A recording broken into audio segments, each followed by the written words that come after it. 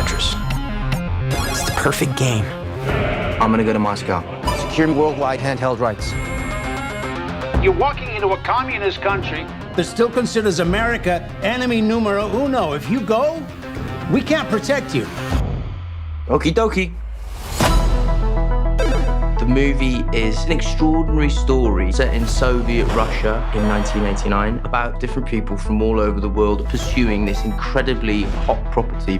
My character, Henk, is a kind of larger-than-life cowboy figure who goes out on a limb to make his fortune and get the rights to Tetris. When I first found Tetris, I was a publisher of computer games in Japan. The people who were publishing it had no idea what they had. I got the console rights in Japan, and then Game Boy came out. Gentlemen, if you want to sell a couple 100,000 Game Boys to little kids, package them with Mario. But if you want to sell millions of Game Boys, package them with Tetris. I made a deal with the president of Nintendo USA. A month later, I was on a plane to Moscow to get the Game Boy rights. We're in a room full of 8 business people. There were definitely some KGB guys in the room. You go home today, or you stay and face the consequences. Alexey Pajitnov and I first met in that room. He was the original creator of Tetris. Henk was the first man Alexey can talk about computers to. Alexey, your game is brilliant. I'm gonna make you a millionaire. I do not have right to receive money from my game. Well, that's criminal. No. It is communism. Tetris is my main achievement in my life. That was the only Russian software coming out of Soviet Union that time. There's lots of corruption there and people after money, and there's this one man who's made this thing that everyone wants. We'll start by licensing computer games, then video games, arcade games, board games, everything. But it's this mad dash to secure the rights to the game. Get me Tetris. Don't sacrifice everything for these. Get it!